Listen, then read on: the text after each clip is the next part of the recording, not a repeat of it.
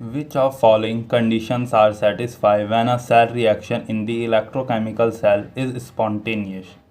इसमें बोला है वो कौन सी कंडीशन है जो ये बात को सेटिस्फाई करती है कि जो सेल के अंदर जो रिएक्शन हो रही है इलेक्ट्रोकेमिकल, मतलब वोल्टिक सेल या गैल्वेनिक सेल के अंदर जो रिएक्शन हो रही है वो स्पॉन्टेनियस है भी या नहीं है। ठीक है, सो ऑप्शन है आपके del G not greater than 0, B E cell less than 0, C E cell equals to 0 and D del G is less than 0। ये है। तो सबसे पहले मैं आपको बताऊं जो डेल जी है, डेल जी का मतलब होता है गिव्स फ्री एनर्जी। क्या होता है? Gives free energy. Okay, gives free energy एक थर्मोडायनेमिकली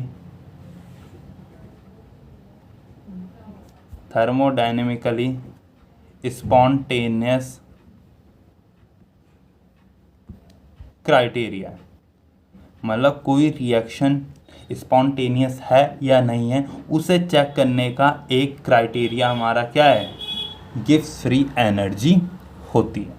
ओके, स्पॉन्टेनियस क्राइटेरिया का मतलब होता है, आप समझ सकते हैं, जो रिएक्शनें खुद ब खुद हो जाए, जिन्हें कराने के लिए आपको एक्सटर्नली कोई एफर्ट नहीं लगाने पड़ते। जैसे हम समझ सकते हैं एक्सोथर्मिक रिएक्शन होती है। क्या होती है? एक्सोथर्मिक रिएक्शनें होती हैं। एक्सोथर्मिक जितनी भी रिएक्शन होती है वो सब क्या होती है? स्पॉन्टेनियस होती है, क्योंकि इन रिएक्शन को कराने के लिए आपको कोई एक्सटर्नल एफर्ट नहीं डालने में, बल्कि जब ये रिएक्शन होती है उल्टा आपको एनर्जी गेट होती है एज अ प्रोडक्ट फॉर्म। इतनी बात समझ में आई? ठीक है, तो ये गिव्स फ्री एनर्जी आप सिंपली ऐसे समझ सकते हैं, जब कोई रिएक्शन होती है यदि वो एनर्जी रिलीज करती है तो उस रिएक्शन ने कितनी एनर्जी रिलीज करी। यदि कोई रिएक्शन हो रही है और एज अ प्रोडक्ट वो एनर्जी रिलीज कर रही है, इसका मतलब वो स्पॉन्टेनियस रिएक्शन है। वो क्या स्पॉन्टेनियस रिएक्शन है? तो जो रिएक्शन खुद ब खुद होके और ज़्यादा से ज़्यादा एनर्जी रिलीज कर रही है एज अ प्रोडक्ट साइड, सो वो उतनी ज़्यादा स्पॉन्टेनियस होगी। तो उस जो जितनी ज़्यादा एनर्जी रिलीज करेगी during the completion, that reaction is more spontaneous. और वो एनर्जी कितनी रिलीज कर रही है उसे हम गिव्स फ्री एनर्जी एज अ समझ सकते हैं। तो जो रिएक्शन जितनी ज़्यादा एनर्जी कंप्लीशन के दौरान रिलीज करती है वो उतनी ज़्यादा क्या होती है? स्पॉन्टेनियस होती है। ठीक है, इसीलिए डेल जी का यदि साइन नेगेटिव आता है, यदि किसी रिएक्शन का जो डेल जी है वो नेगेटिव आता है, इसका मतलब है स्पॉन्टेनियस। मतलब नेगेटिव आने का होना, जब वो रिएक्शन हुई तो उसने इतनी एनर्जी क्या करी? रिलीज करी, किलो जूल पर मोल में नापी जाती। ठीक है, और यदि किसी की डेल जी प्लस वी आ रहा है, मतलब इसका मतलब क्या है? नॉन स्पॉन्टेनियस है। मतलब ये है कि ये उस रिएक्शन को रिप्रेजेंट कर रहा है जो रिएक्शन हुई तो उसने एनर्जी रिलीज नहीं करी, बल्कि उसे कराने के लिए आपको एनर्जी देनी पड़ी। पॉजिटिव का मतलब होता है आपने एनर्जी दी है, और नेगेटिव का मतलब होता है जब किसी एनर्जी के आगे नेगेटिव का साइन तो मतलब रिलीज हुई है। So gives free energy spontaneous check करने का एक क्राइटेरिया होता है। यदि किसी रिएक्शन का, कोई भी टाइप की रिएक्शन है, उसका गिव्स फ्री एनर्जी नेगेटिव साइन में आता है तो इसका मतलब वो एनर्जी रिलीज हुई है ड्यूरिंग द कंप्लीशन। और यदि पॉजिटिव आता है मतलब वो नॉन स्पॉन्टेनियस है, मतलब उसे कराने के लिए एनर्जी चाहिए। जब उसे कराने के लिए एनर्जी चाहिए तो रिलीज कहाँ से कर देगी? इतनी बात समझ में आई? दूसरी, अब ई नॉट जो है वो आपका स्पॉन्टेनियस क्राइटेरिया नहीं है। स्पॉन्टेनिटी चेक करने का कोई क्राइटेरिया नहीं है। बस ये आपको ये बताता है इलेक्ट्रॉन के मोशन करने की एनर्जी को हम समझ सकते हैं, वो ये रिप्रेजेंट करता है। अभी बताया था ई सेल जो होता है वो एनर्जी होती है जिसके साथ वो एनर्जी होती है जिसकी मदद से इलेक्ट्रॉन एक इलेक्ट्रोड से दूसरे इलेक्ट्रॉड की तरफ क्या करता है, मोशन करता है, जिसके वजह से उसके अपोजिट डायरेक्शन में करंट फ्लो होता है गैल्वेनिक सेल में। ठीक है, तो ई सेल आपका कोई स्पॉन्टेनियस क्राइटेरिया नहीं है, तो इसका आंसर जो है वो आपका होगा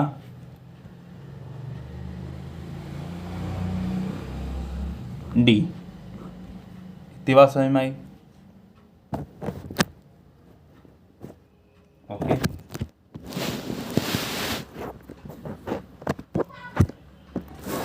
सो next question is which of following statement is correct regarding electrochemical cell.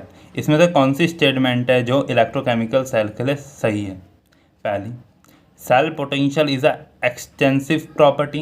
B, cell potential is an intensive property. C, the गिव्स free energy of an electrochemical cell is an intensive property. D, the gives free energy is undefined for a electrochemical cell। तो सबसे पहले इस ऑप्शनों में दो शब्द आए हैं इसमें, एक्सटेंसिव और इंटेंसिव प्रॉपर्टी। सबसे पहले ये होते क्या है उसके ऊपर बात करते हैं।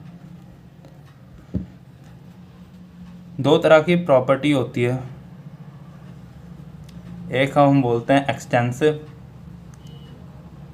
दूसरे को बोलते हैं इंटेंसिव। इंटेंसिव में एक शब्द आ रहा है इन मतलब इंडिपेंडेंट। अब ये इंडिपेंडेंट किससे है? From the amount of matter. Amount of matter, ऐसी प्रॉपर्टी जो मैटर के अमाउंट से इंडिपेंडेंट होती हो, उन प्रॉपर्टी को आप बोलते हो इंटेंसिव। और एक्सटेंसिव होती है जो डिपेंडेंट होती है, डिपेंडेंट ऑन द अमाउंट या quantity of the matter.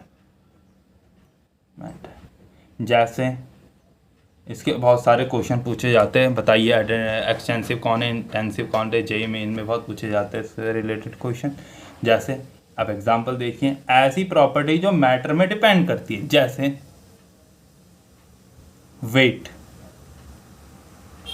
Wait depend करता है, जितना ज़्यादा आप वेट, ठीक है, पता है जितना आपने जितनी ज़्यादा चीनी लोगे, जितनी ज़्यादा चीनी ज़्यादा लेने का मतलब है मैटर आपने ज़्यादा लिया है।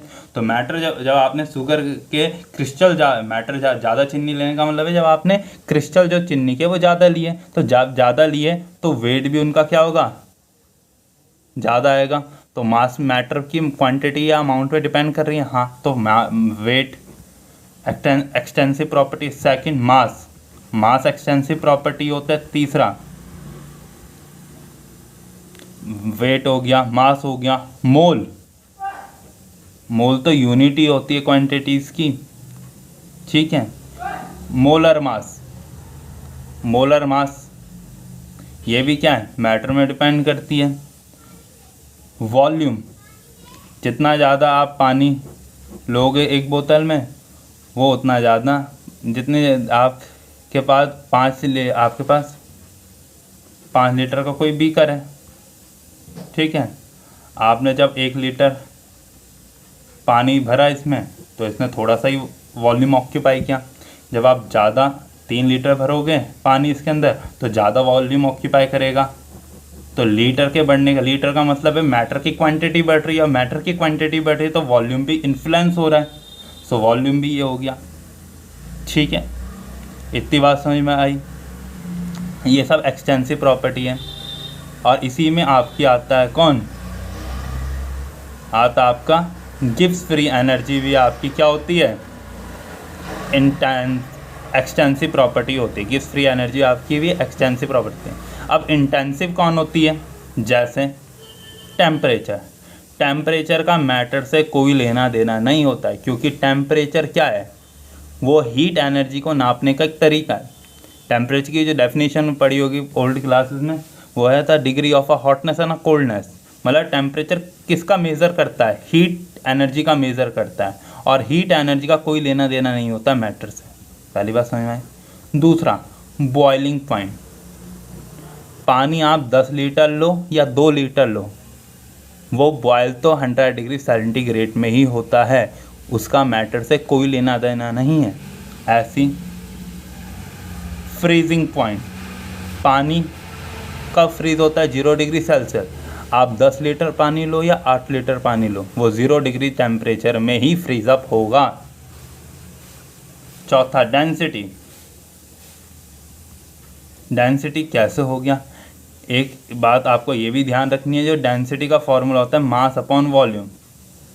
ऐसी प्रॉपर्टी जो दो एक्सटेंसिव प्रॉपर्टी के रेशियो का बराबर होता है, उन प्रॉपर्टी को आप इंटेंसिव में काउंट करते हो। क्या बोला?